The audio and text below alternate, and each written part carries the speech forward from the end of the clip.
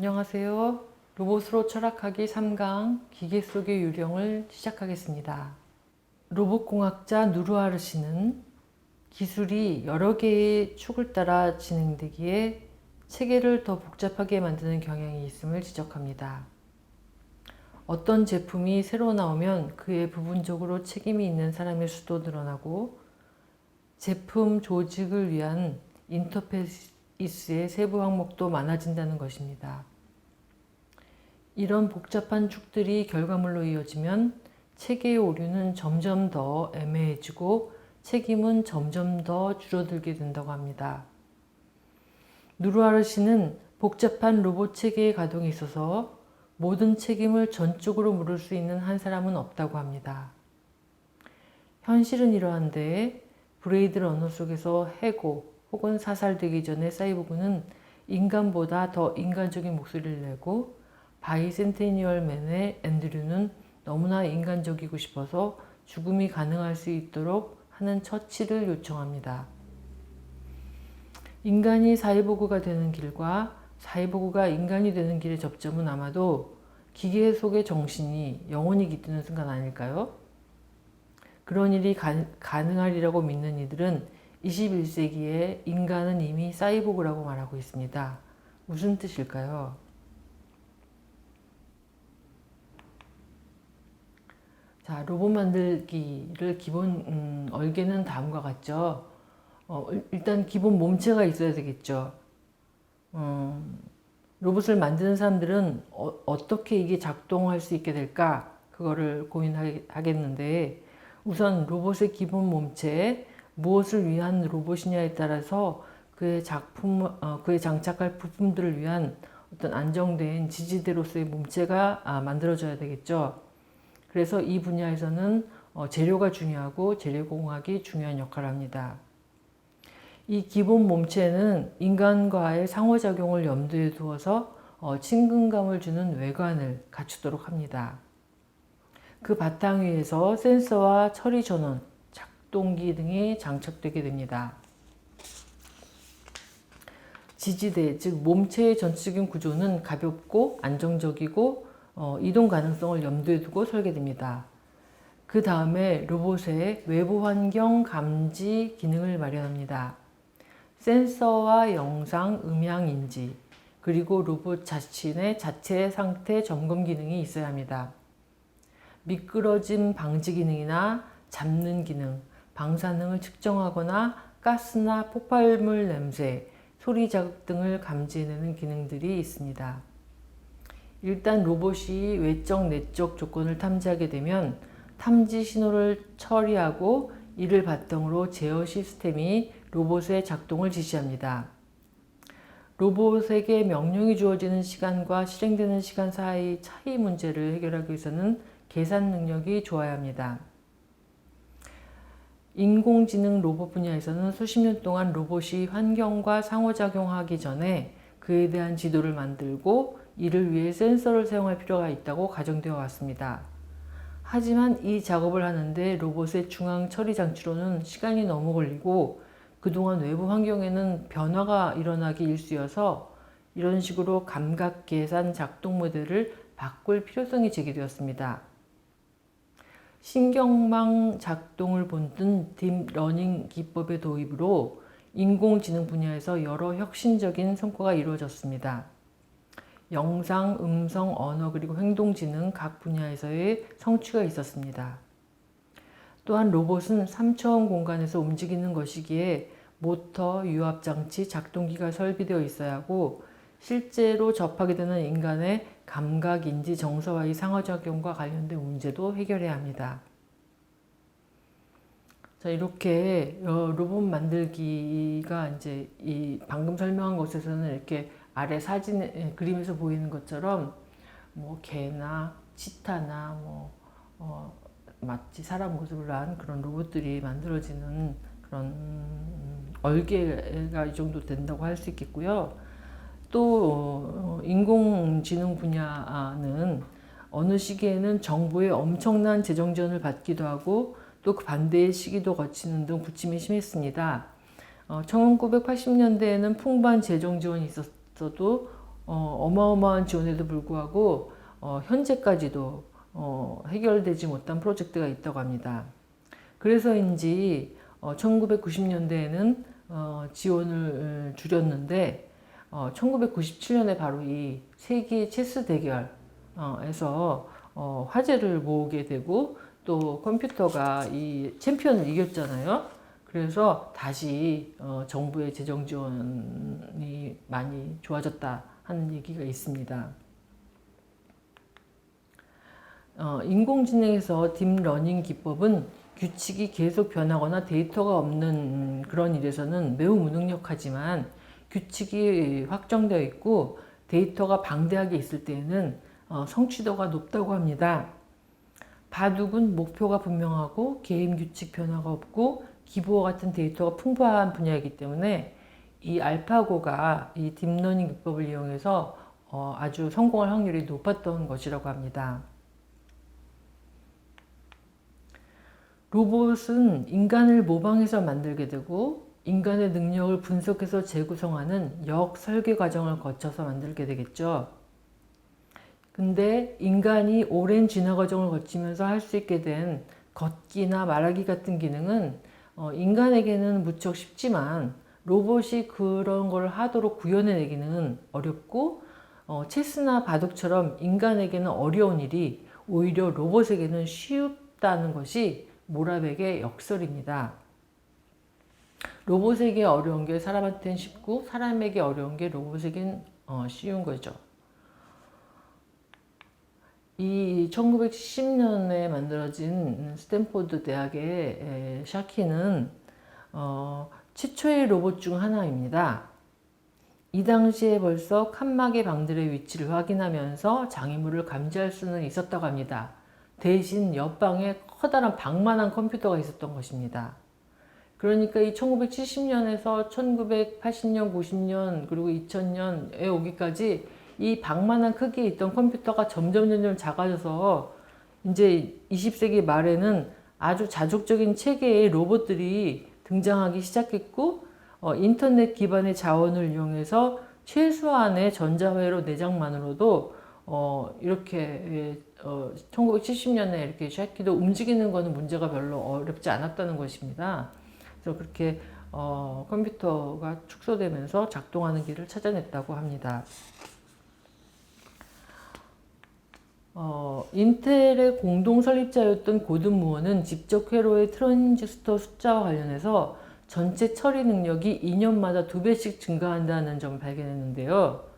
이는 컴퓨터의 성능이 향후 기하급수적으로 배가 된다는 점을 뜻합니다. 이 점에서 향후 수십 년간 다양한 유형의 로봇이 출현하고 상용화되리라고 예측되는 것이고 어떤 학자들은 이 속도가 너무 기하급수적인 속도가 어마어마해서 언젠가는 로봇이 인간을 능가하게 될 날이 오지 않을까 예상하기도 합니다. 바로 레이 커즈와일 같은 사람이 그런 사람인데요. 인공지능이 인간 지능을 능가하는 시점이 온다고 하여서 이를 특이점이라고 칭하였습니다. 알파고 대 이세돌 바둑 대결에서 보았듯이 인공지능이 인간 지능을 능가하는 사건도 벌어지고 있는데 특이점 이후에는 인공지능이 바둑 같은 것뿐만 아니라 모든 점에서 인간 지능을 능가하게 된다는 게 이 사람 가설입니다. 이 레이 커즈와일과 함께 그 모라백의 역설을 얘기했던 모라백은 트랜스 휴머니스트로 분류되는 사람들인데요. 인간의 생물학적 조건을 한계로 규정하고 모든 면에서 인공지능이 뛰어나게 되는 특이점에는 기계와 인간이 합치해서 불멸을 누리게 될 것을 주장합니다. 바로 마음 업로드를 통해서 인간의 의식을 기계에 업로드하여 불완전한 생물학적 육체를 버리고 영원히 살 수 있다는 것인데요. 이런 내용을 그린 영화가 있긴 있었죠. 트랜센던스라고 하는 그런 영화가 있었습니다. 바로 그런 꿈을 영화화한 드라마입니다. 게데 레셔 바흐라는 좀 난해한 책이 있는데 그 책으로 퓰리처상을 수상한 더글라스 호프스테터라는 사람이 있습니다. 이 사람은 예술 철학자이면서 인지과학자인 독특한 이력을 갖고 있는데요. 바로 이런 레이 커즈와일의 특이점 가설에 대해서 아주 신랄한 그런 비꼬음을 했습니다. 그러니까 멋진 음식과 개똥이 같이 있으면 다 못 먹게 되는 거 아니냐. 그거 분간하기도 너무 어렵다. 좀 미친 생각인 것 같다. 뭐 이런 포인트였습니다.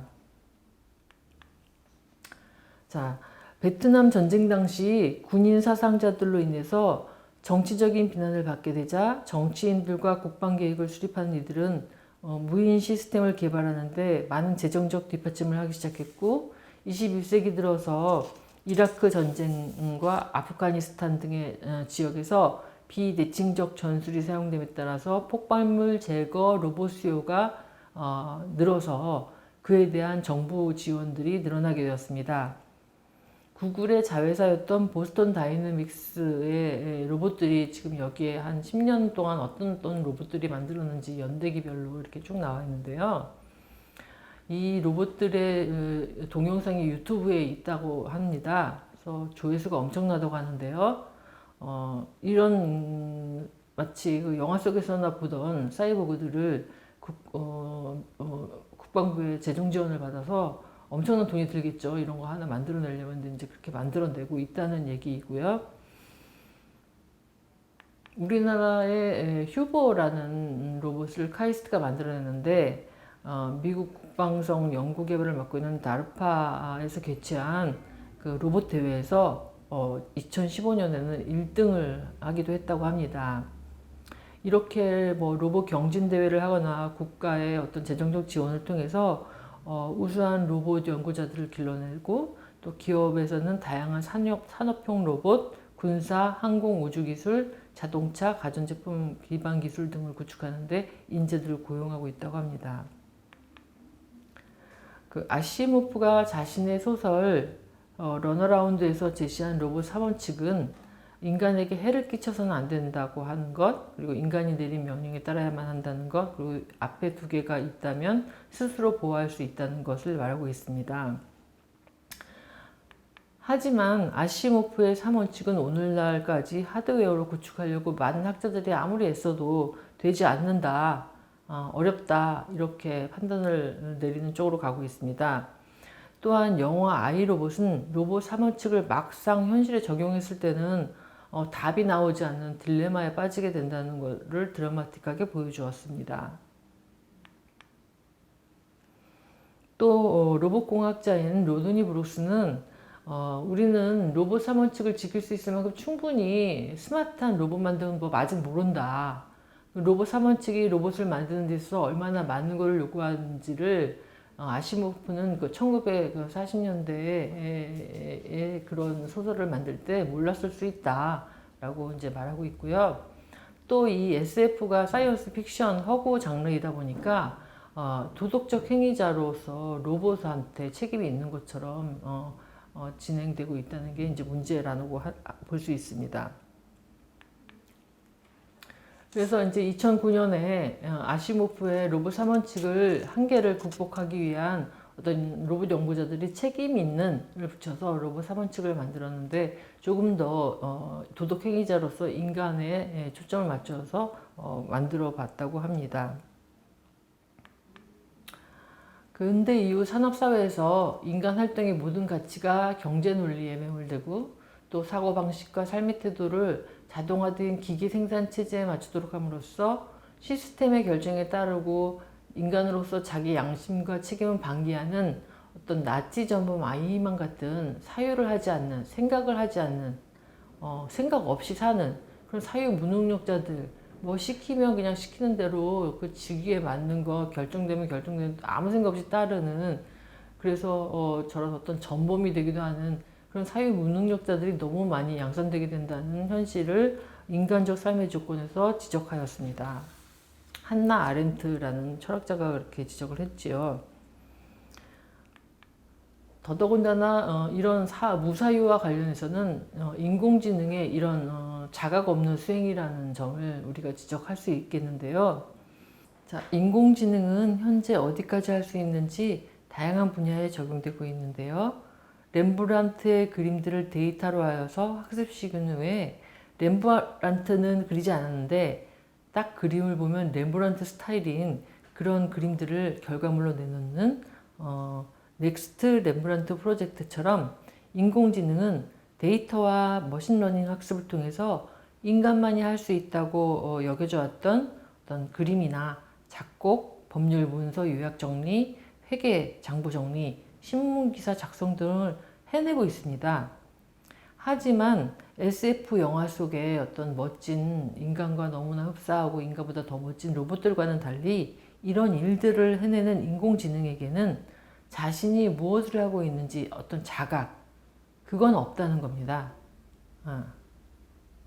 그 점을 우리는 잊지 말아야겠습니다. 바로 근대 철학의 아버지라고 말해지는 데카르트가 인간이 생각하는 능력과 말하는 능력을 강조해서 나는 생각한다, 고로 존재한다, 코기토 에르고 줌 이런 말을 했는데요. 인간의 말하는 능력하고 생각하는 능력 간에는 상관관계가 있습니다. 인간이 특정한 방식으로 어떤 표상을 형성하고 사용할 수 있는 표상하는 존재자이기 때문에 자신과 자신이 하는 일을 자각할 수 있는 그런 존재입니다. 그래서 자신이 어떤 일을 했을 때 그거를 되돌이켜 반성할 수도 있는 것도 바로 인간만이 가진 특징인데요. 이런 점에서 말과 생각이라는 두 가지 능력 간에는 상관관계가 있습니다.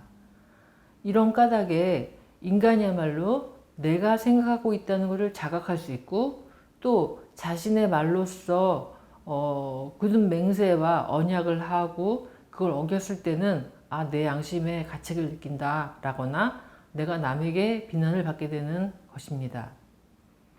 데카르트는 마음과 몸을 별개의 실체로 보는 심신이원론을 제기했죠.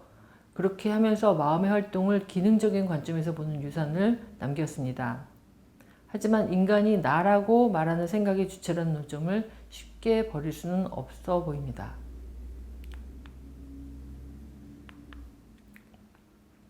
데카르트가 생각하는 주체를 말했다면 튜링은 생각하는 기계를 말했습니다. 하지만 이 튜링이 생각하는 기계 할 때 이 생각은 바로 옆에 영화 속에 자막을 캡션으로 나와 있는 것처럼 사람이 하는 식으로 생각하는 생각이 아닙니다. 바로 아까 렘브란트 프로젝트에서 봤던 것처럼 자각 없는 수행을 하는 그런 기계의 생각이라는 것입니다. 데카르트가 마음과 몸의 관계를 심신이원론의 관점으로 바라본다면 튜링은 오늘날 철학계에서 지배적인 유물론적인 심신이론론 관점이 등장할 수 있는 아이디어를 제공했습니다. 튜링은 생각하기 활동을 기능적인 차원에서 보고 어떤 물음에 대해서 사람과 마찬가지로 구별되지 않는 답을 내놓는다면 그 기계도 생각하는 기능을 하는 걸로 보는 튜링 테스트 아이디어를 발전시켰습니다. 이런 점에서 그 생각하기가 비록 인간이 하는 것은 아니라고 할지라도 적어도 생각한다고 할 수 있다는 명제를 내놓은 것입니다. 우리는 일상적으로 생각을 하고 있지만 정작 우리가 하고 있는 이 생각하는 게 뭔지 잘 모릅니다. 튜링은 기존에 생각한다는 것에 함께 매달려 있던 것을 모두 끌고 가느니 어떤 조작적인 정의, 오퍼레이셔널 데피니션을 통해서 문제를 우회하는 방법을 택하였습니다. 계산기계가 사람과 구별이 되지 않을 정도로 답을 내고 있다고 한다면 생각한다고 볼 수 있지 않겠느냐는 그의 아이디어는 이후 인공지능 연구의 출발점이 됩니다. 하지만 이런 튜링의 생각에 반론을 제기한 철학자가 존 썰인데요. 그는 중국의 어방 반론을 통해서 이런 아이디어 속에서 튜링의 이 기계지능의 생각, 이 아이디어에 대해서 이 중국어 방을 통해서 저 그림에 보듯이 가운데 어떤 사람이 있고 그 앞에 큰 책이 있잖아요. 저건 이제 규칙책입니다. 규칙집이고 왼쪽에 어떤 사람이 중국어로 된 어떤 쪽지를 보내면 그 규칙집에서 저거에 대응하는 것이 뭔지 찾아서 오른쪽에 출력을 내보내는 그런 시기인 겁니다. 그렇다면 저 안에서 쪽지를 받아서 규칙책을 찾아서 답을 찾아서 내보내는 저 가운데 있는 사람은 중국어를 아는 것일까요? 모르는 것일까요? 전혀 직관적으로 중국어를 안다고는 생각되지 않지 않습니까? 그래서 존 썰은 이렇게 튜링 테스트가 생각한다고 말하는 것은 어불성설이다라는 반론을 제기했는데요. 이 문제는 이 튜링도 자기가 생각하는 기계를 만든다고 할 때 이 생각이 저렇게 기존에 전통적으로 여겨져 왔던 생각을 말한 건 아니었다는 것이 이제 문제였죠.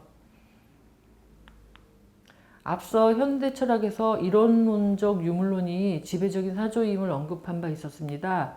이 세계가 물질로 이루어졌다는 유물론적인 관점에서 마음이란 어떤 것일지 따지는 것이 현대 심리 철학의 어떤 지배적인 흐름인데요. 컴퓨터와 신경과학의 발달로 두 가지 마음에 대한 주장이 서로 경쟁하고 있습니다. 마음을 컴퓨터처럼 정보를 계산하는 것으로 보는 계산주의 마음 이론의 제리 포더라는 철학자와 마음을 어떤 신경망 뉴럴 네트워크로 보는 연결주의 마음 이론의 폴 패트리샤 처칠랜드 부부입니다.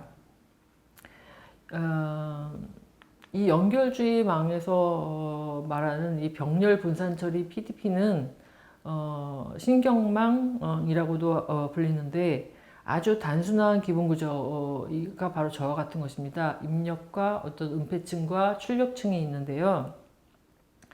원래 이 병렬 분산 처리 장치는 PDP는 잠수함이 음파를 통해서 대상을 물속에서 확인할 때 바위하고 자기네들을 향해 다가오는 지뢰하고 구분이 잘 되지 않는다는 어떤 음파에 있어서 확실하게 저게 뭔지 명세화해야 되는데 그게 어려운 관계로 인해서 답을 찾아내기 위해서 찾아낸 기법입니다. 그래서 이 그림에서 보듯이 각 입력 단위 장치가 각 은폐 장치 단치와 연결되어 있고 또 각 은폐 단위 장치는 또 각 출력 단위 장치와 연결되어 있습니다. 이런 식으로 연결되어 있어서 충분하게 많은 데이터와 그러니까 빅데이터라고 하는 그런 많은 데이터와 답을 교정해주는 피드백과 업데이트를 반복해서 훈련시키게 되는 것입니다. 이 신경망을, 뉴럴 네트워크를. 그래서 정확한 결과를 얻는데 가까워지게 됩니다. 이렇게 병렬 분산 처리를 통한 딥러닝 기법이 오늘날 인공지능에서 뛰어난 성과를 보이고 있는 영상과 음성 인식에서 사용되고 있습니다. 그러나 마음을 신경망 연결로 보는 관점이 인공지능에서 성과를 얻었다고 해서 이 연결주의가 정확한 답이라고 보는 것도 섣부른 일입니다. 왜냐하면 넥스트 레므란트 프로젝트에서 보았듯이 이런 능력은 아무런 자각 없이 이루어지는 수행이기 때문입니다.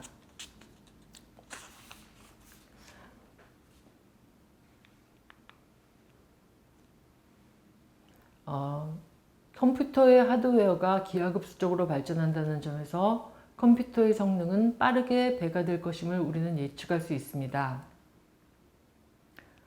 또 그러나 2045년경에는 기술적 특이점이 도래할 것이라는 커즈와일의 예측은 기우로 보입니다. 특히 주체의 선호도와 지능을 분리해서 생각할 수 없는데 인공지능은 그 다루는 주체의 복지를 염두에 두고 만들어진 것일 뿐입니다. 인공지능의 성과는 인공지능을 개발한 인간 지능의 표현으로 보아야 하는 것입니다.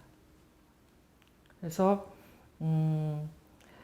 지능에 대한 기능적 관점은 인공지능의 지극히 높은 특이점을 향한 성취만 보고 질주하자는 제안처럼 들립니다. 그러나 지금은 사회 각 분야의 전문가들이 머리를 맞대고 어떤 법규를 어떻게 정할지 차근차근 공동체의 문제로서 정해져 나가야 할 시점인 것 같습니다. 그럼 3강 강의를 여기서 마치도록 하겠습니다.